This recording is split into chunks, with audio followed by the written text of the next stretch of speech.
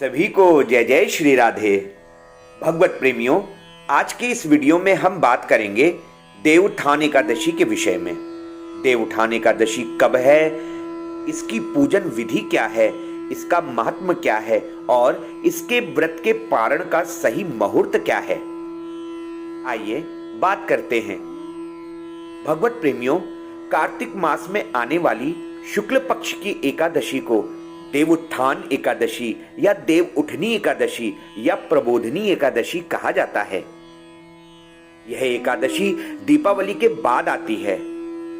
आषाढ़ शुक्ल पक्ष की एकादशी, जिसे देवशयनी एकादशी कहते हैं, को भगवान विष्णु क्षीर सागर में शेष शैया पर 4 माह के लिए योग निद्रा में चले जाते हैं और कार्तिक शुक्ल पक्ष की एकादशी के दिन ही उठते हैं।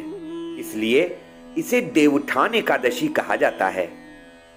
भगवान विष्णु के शयन काल के 4 मास में विवाह आदि मांगलिक कार्य नहीं किए जाते हैं।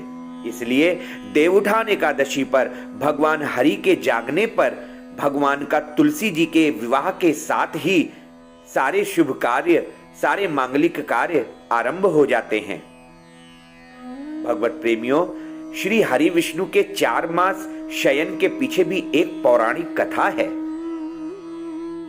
पर उसके पहले यदि आपने मेरे चैनल को सब्सक्राइब नहीं किया है तो पहले कृपया मेरे चैनल राधे कृष्णा को सब्सक्राइब कर दें और साथ ही बेल आइकन भी प्रेस कर दें, जिससे आपको मेरे आगामी वीडियो की सारी जानकारियां समय पर मिल सके। भगवत प्रेमियों, एक समय भगवान नारायण से लक्ष्मी जी ने पूछा कि हे नाथ, आप दिन रात जागा करते हैं, कभी सोते नहीं हैं, और यदि सोते भी हैं तो लाखों करोड़ों वर्षों तक सो जाते हैं तथा करोड़ों वर्ष तक सोने के कारण समस्त चराचर का नाश होने लगता है। इसलिए आप प्रतिवर्ष नियम से निद्रा लिया करें, इससे मुझे भी विश्राम करने का थोड़ा समय मिल जाएगा। लक्ष्मी जी की बात सुनकर नारायण मुस्कुराए और बोले, देवी, तुमने ठीक कहा है। मेरे जागने से सब देवों और खासकर तुमको कष्ट होता है। तुम्हें मेरी वजह से जरा भी अवकाश नहीं मिलता है। अतः तुम्हारे कथनानुसार आज से मैं प्रतिवर्ष 4 मास वर्षा ऋतु में शयन किया करूंगा। उस समय तुमको और देवगणों को अवकाश मिल जाएगा। मेरी यह निद्रा अल्प निद्रा और प्रलयकालीन महानिद्रा कहलाएगी। मेरे यह अल्प निद्रा मेरे भक्तों के लिए परम मंगलकारी होगी। इस काल में मेरे जो भी भक्त मेरे शयन की भावना कर मेरी सेवा करेंगे और शयन व उत्थान के उत्सव को आनंद पूर्वक आयोजित करेंगे, उनके घर में मैं तुम्हारे साथ निवास करूंगा।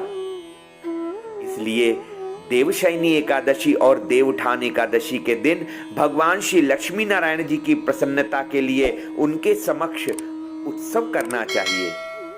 भगवत प्रेमियों, अब बात करते हैं कि वर्ष 2022 में देवउत्थान एकादशी कब है और किस दिन है।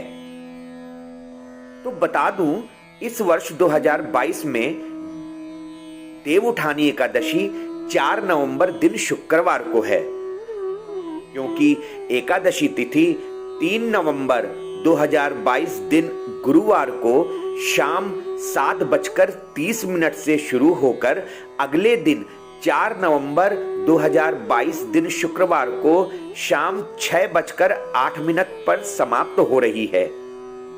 एक बार ध्यान से सुनिए।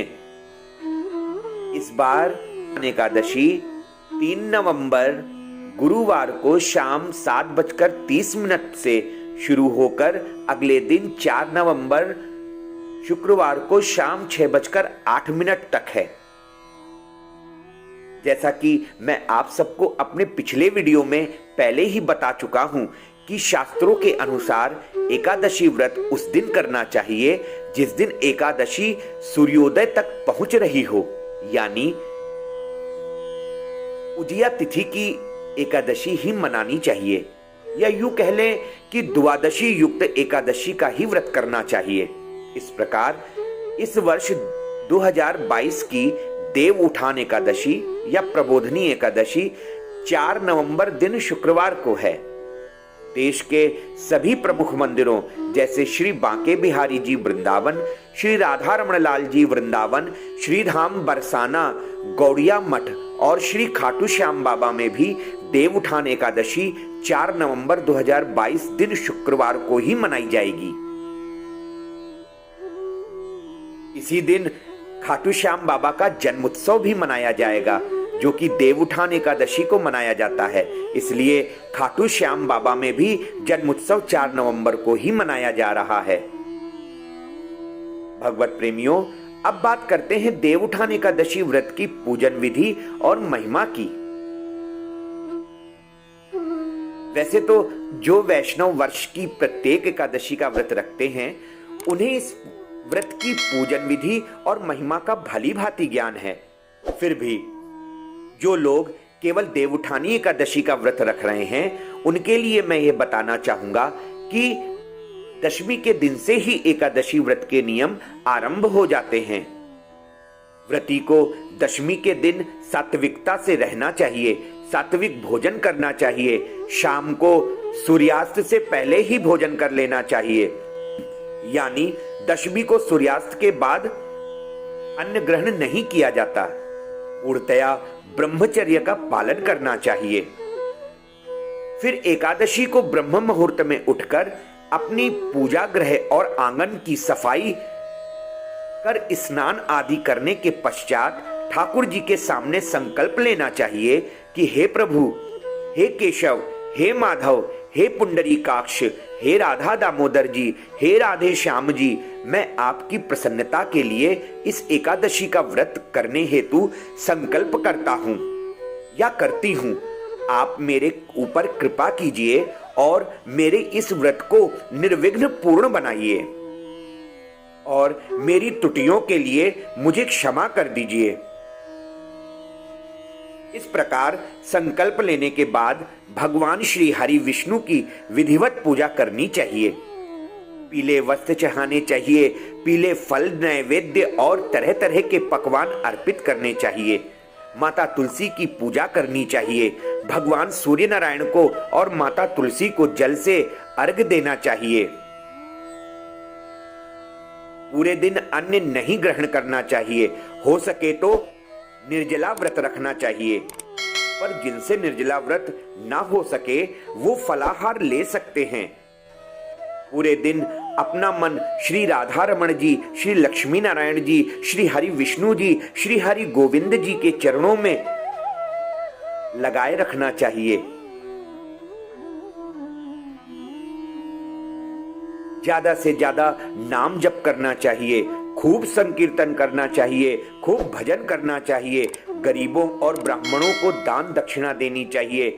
फिर संध्या को भगवान की पूजा आरती करनी चाहिए, उनके समक्ष दीप का दान करना चाहिए, तुलसी माता की पूजा करनी चाहिए, तुलसी माता के भी आगे दीप का दान करना चाहिए। घर के अंदर और घर के बाहर दोनों जगह सारा स्थान जगमगा देना चाहिए। चारों तरफ रोशनी ही रोशनी कर देनी चाहिए, खूब दिए लगाने चाहिए और भगवान की आरती करने के बाद उनका आवाहन करना चाहिए कि हे देव, हे ऋषिकेश, हे पुंडरीकाक्ष, आप जागृत होइए। अपने सभी भक्तों पर, अपने सभी जन पर अपनी कृपा दृष्टि बरसाइए। फिर रात्रि जागरण करना चाहिए। एकादशी के दिन रात्रि जागरण करने वाले ठाकुर जी को अति प्रिय होते हैं। भगवत प्रेमियों, देवउठनी एकादशी के ही दिन तुलसी विवाह का आयोजन भी किया जाता है। तुलसी के वृक्ष और शालिग्राम का यह विवाह सामान्य विवाह की तरह पूरे धूमधाम से किया जाता है। क्योंकि तुलसी जी को विष्णु प्रिया भी कहते हैं, इसलिए जब श्री हरि जागते हैं तो सबसे पहले प्रार्थना हरि वल्लभा तुलसी जी की ही सुनते हैं।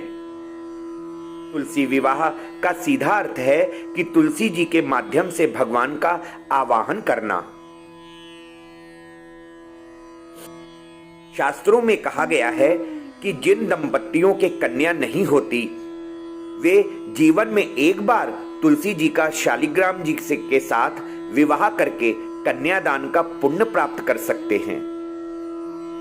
भगवत प्रेमियों, अब द्वादशी को ब्रह्म मुहूर्ति में ही उठकर नित्य क्रिया स्नान आदि करने के पश्चात पुनः श्री हरि विष्णु जी के साथ लक्ष्मी जी का पूजन करना चाहिए, अपने गुरुदेव जी का पूजन करना चाहिए, फिर ब्राह्मणों को भोजन कराइए, उनको दान दक्षिणा दीजिए, हो सके तो निर्धनों को उपयुक्त यथासंभव दान दीजिए और उसके पश्चात उचित मुहूर्त में पारण कीजिए।